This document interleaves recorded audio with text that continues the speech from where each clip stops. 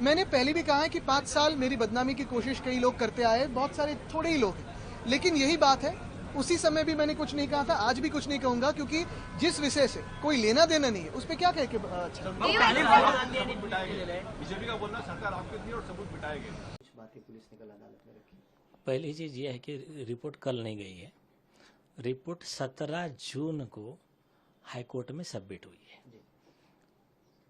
और सिर्फ रिपोर्ट 17 जून को, मतलब रिपोर्ट मतलब affidavit senior pi Malvani Shailendra Nagarkar, वो रिपोर्ट झूठी और गलत है, इसलिए उसी पीआई को और सरकारी वकील को कस्टडी में लेकर प्रोसिक्यूशन के लिए हमारा अर्जी गया है, वो भी कल हियरिंग को था। तो ये लोग आधी न्यूज चला रहे हैं कि ये उसने ऐसा कह दिया, उसने ऐसा कह दिया। तो अभी मैं आपको दोनों चीजें एक्सप्लेन करता हूं। कल क्या हुआ पहले शॉर्ट में वो बताता हूं। कोर्ट कल जब विषय आया तो सरकारी वकील ने कहा कि वो एफिडेविट दे दिया शैलेंद्र नगरकर का। मैंने कहा कोर्ट को कि आप 30 अप्रैल की ऑर्डर देख लीजिए, उसमें डायरेक्शन था चीफ सेक्रेटरी, रिस्पॉन्डेंट नंबर 1 मतलब चीफ सेक्रेटरी, वो रिप्लाई दे।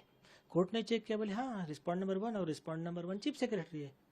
फिर कोर्ट ने चेक किया खुद होके, बोला इसमें जितने रिस्पॉन्डेंट है उसमें ये शैलेंद्र नगरकर तो है ही नहीं, सीनियर पीआई मालवनी रिस्पॉन्डेंट ही नहीं है, फिर इन्होंने एफिडेविट कैसा दिया? चुप, कोई जवाब ही नहीं। बोले तीसरी चीज, आपने हाईकोर्ट के ऑर्डर कंप्लाई नहीं किया, चीफ सेक्रेटरी का जवाब ही नहीं है, कोई जवाब नहीं।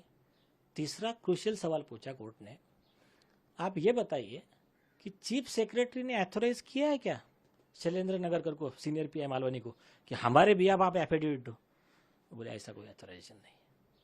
बोले फिर कोर्ट थोड़ा सा गुस्से में टाइप आ गया। कोर्ट ने बोला चलो छोड़ो उस सब चीज को, अभी आर्गूमेंट को तैयार है क्या? मतलब अभी आर्गूमेंट लो, मैं अभी फाइनल डिसाइड करता हूँ केस को। वो बोले नहीं सर, हमको टाइम दो, ये 2-3 हफ्ते। बोले 3 वीक नहीं, 2 वीक का टाइम देता हूँ, अगले डेट के पहले पूरे इंस्ट्रक्शन क्या रिकॉर्ड है सब आपका क्लियर करके आओ, उस दिन फाइनल हियरिंग होगा। तो 16 जुलाई अभी रखा है। अब आते हैं मुद्दे पे कि उसके एफिडेविट में क्या है। शैलेंद्र नगरकर अपने एफिडेविट में लिखते हैं कि जो पहले का जो क्लोजर रिपोर्ट था एक्सीडेंटल डेथ रिपोर्ट का, उसको हमने चेक कर लिया, उसके अलावा हमको ऐसा कुछ मिला नहीं है। और सबसे बड़ा जोक, इस केस में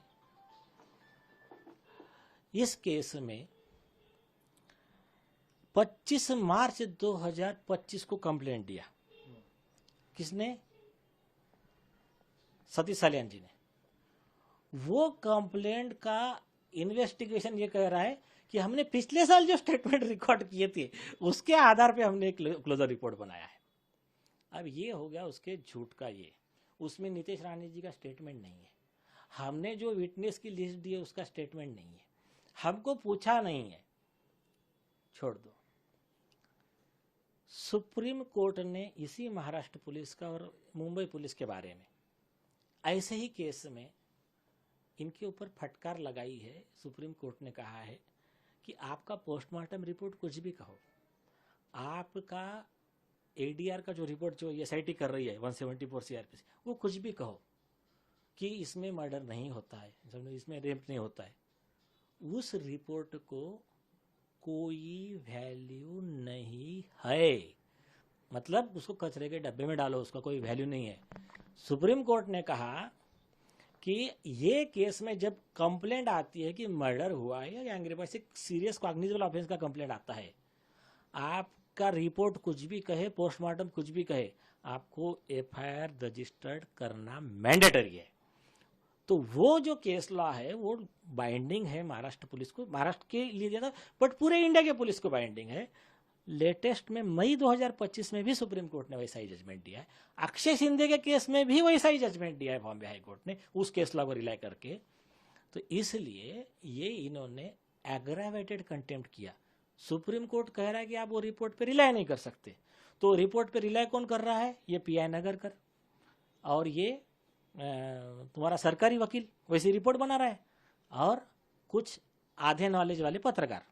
तो ये जो है ये कंटेम्प्ट है और अपने पद का दुरुपयोग, पुलिस यंत्रणा का दुरुपयोग आरोपी को बचाने के लिए करना, ये आईपीसी 409 में उम्र कैद की सजा का ऑफेंस है, तो उसके ऊपर में पीआई नगरकर और सरकारी वकील दोनों के ऊपर कार्रवाई करने के लिए हमने अर्जी दाखिल किया है, और कल वो भी हियरिंग को था, उसको अभी कोर्ट ने एडजॉर्न किया है 16 तारीख के लिए।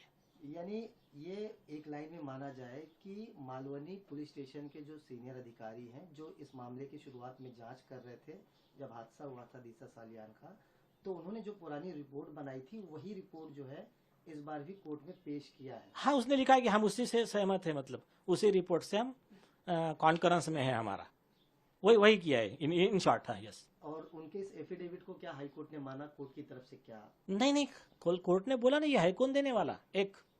और मुझे इतना बताइए, अगर वो माना रहता और उसमें दम रहता तो कल आदित्य ठाकरे आए थे इंटरवेंशन एप्लीकेशन लेके, उनको जरूरत थी आने की, तो उन्होंने भी इंटरवेंशन एप्लीकेशन लगाया है। और आदित्य ठाकरे तो इस नगर करके 4 कदम आगे गए। उन्होंने कल एफिडेविट पे लिखा कि सीबीआई ने मुझे क्लीन चिट दे दिया है दिशा सालियान के मर्डर और गैंगरेप केस में। अभी सीबीआई ने लिखित में दिया है, उनके वेबसाइट पे है कि दिशा सालियान के केस हमने कभी इन्वेस्टिगेट ही नहीं की है, और ये जो कह रहे हैं कि सीबीआई ने इनको क्लीन चिट दिया है, ये झूठी न्यूज़ है, ये सीबीआई ने कह दिया, तो उनका एफिडेविट झूठा हो गया। एक दूसरा, उन्होंने और एक एक्स्ट्रा बात लिखी, उन्होंने कहा कि दिशा सालियान के केस में सुप्रीम कोर्ट ने कॉग्निजेंस लेके केस क्लोज कर दिया है, तो हाई कोर्ट अब कॉग्निजेंस नहीं ले सकता है।